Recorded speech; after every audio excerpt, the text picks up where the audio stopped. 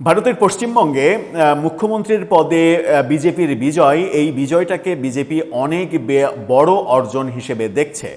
শুভেন্দুর বিজয়ের পরে আবারও নরেন্দ্র মোদী পশ্চিমবঙ্গ সফর করছেন এবং সেই সফরে শুভেন্দুকে জড়িয়ে ধরে অনেক ফটো সেশন যেমন করছেন, তেমনি সেখানে বাংলাদেশ প্রসঙ্গে কথা বলেছেন। বাংলাদেশের সীমান্ত, কাঁটাতারের বেড়া, এই প্রসঙ্গে কথা বলেছেন।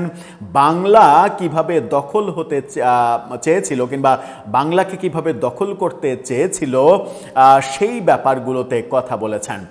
নরেন্দ্র মোদীর কথার সুরে মনে হয়েছে পরিষ্কারভাবেই শুভেন্দু যে সুরে কথা বলেছেন বিজয়ের পরে বাংলাদেশ এবং বাংলাদেশের সীমান্ত নিয়ে, সেই একই সুরে কথা বলছেন নরেন্দ্র মোদী।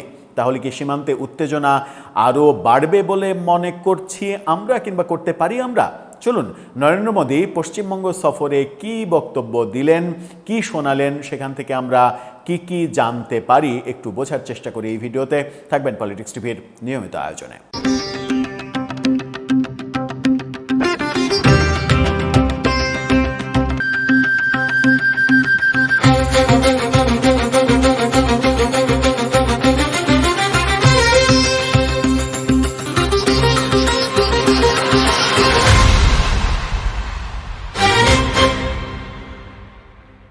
দর্শক, বলছিলাম ভারতের প্রধানমন্ত্রী নরেন্দ্র মোদীর কথা। তিনি অনেক কথার ভিড়ে একটা কথা সাফ জানিয়েছেন যে বাংলাকে পাকিস্তানের অংশ করার ষড়যন্ত্র ছিল 47-এর দেশভাগের সময়ে।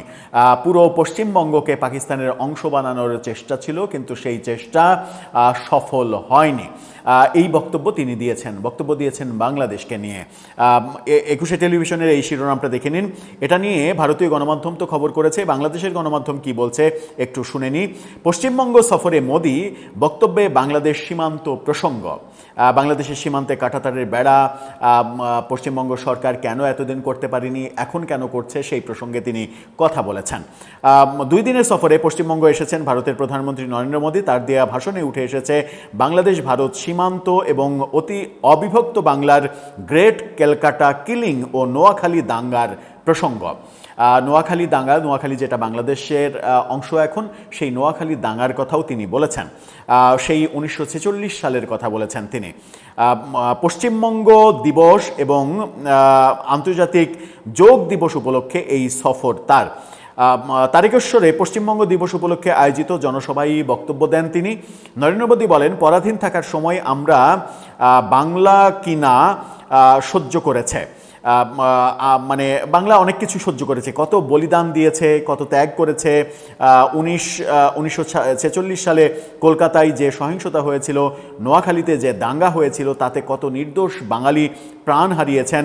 বাংলা রক্তপাত সহ্য করেছে, নিজের মানুষকে হারিয়েছে, নিজের মাতৃভূমিকে টুকরো হতে দেখেছে, কিন্তু নিজের অস্মিতা ও পরিচয়কে নষ্ট হতে দেয়নি।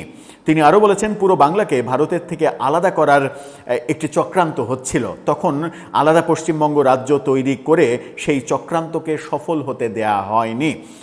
হাজার বছরের পুরনো সভ্যতা, সংস্কৃতি ও এখানকার মূল আস্থা ও পরম্পরা অনেক আন্দোলনের পর রক্ষা পেয়েছে। ভারত বাংলাদেশের আন্তর্জাতিক সীমান্তে কাঁটাতারের বেড়া নির্মাণ নিয়ে নরেন্দ্র মোদী খুবই গুরুত্বপূর্ণ কথা বলেছেন। সীমান্তে কাঁটাতারের বেড়া দেওয়া নিয়ে আগের রাজ্য সরকার জমি হস্তান্তরের কাজ আটকে রেখেছিল এমন অভিযোগ করেছেন মমতা বন্দ্যোপাধ্যায়। এই সীমান্তে বেড়া দেওয়ার কাজটা করতে চায়নি এবং জমি হস্তান্তর করেনি, যেটা শুভেন্দু অধিকারী জেতার পরপরই জমি হস্তান্তর করেছে এবং সেটা ভারত সরকার করবে। এই বক্তব্য প্রমাণ করে যে শুভেন্দু যে পথে চলতে চাইছেন, নরেন্দ্র মোদী তাকে সেই পথে অনুমতি দিয়েছেন। পশ্চিমবঙ্গের সাবেক শাসক তৃণমূল কংগ্রেসকে নিশানা করে নরেন্দ্র মোদী বলেন, যারা আপনাদের শোষণ করেছে তারা নিজেরাই এখন এসে আপনাদের কাছ থেকে লুটপাট করা টাকা ফেরত দিচ্ছে।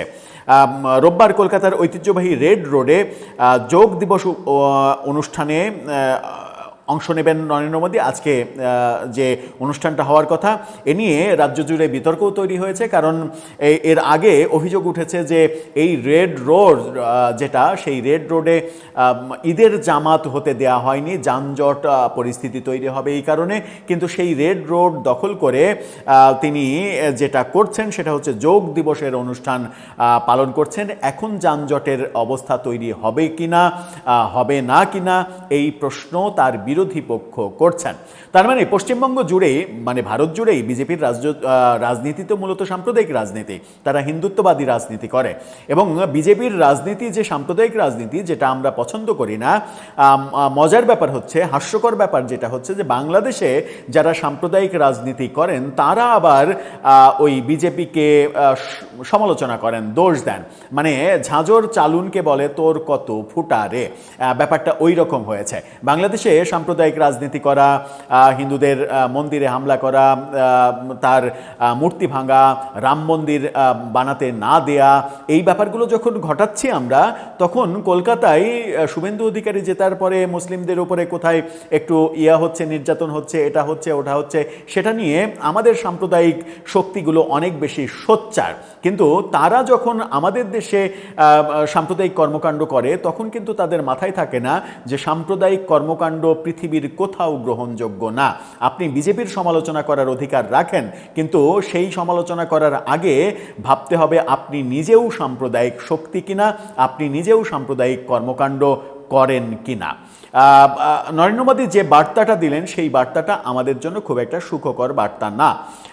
বাংলাদেশের সরকার যখন ঘোষণা দিয়েছে মায়ানমার সীমান্তে কাঁটাতারের বেড়া দেবে, তখন কিন্তু এই ঘোষণা দিতে পারেনি যে ভারত সীমান্তে কাঁটাতারের বেড়া দেবে। ভারত সিদ্ধান্ত নিয়েছে যে 4000 কিলোমিটার যে সীমান্ত, বাংলাদেশের সঙ্গে সীমান্ত, সেই সীমান্তে তারা কাঁটাতারের বেড়া দেবে। কাঁটাতারের বেড়া তো যে কোনো দেশই দিতে পারে, আমরা চাইলেও দিতে পারি, সেখানে অন্য দেশের আপত্তির ব্যাপার তো থাকার কথা নয়। বরং এটা নিরাপদ যে খুব সহজেই কেউ এপার ওপার হতে পারবে না। কিন্তু সেটা অবশ্যই সমঝোতার ভিত্তিতে হওয়া উচিত।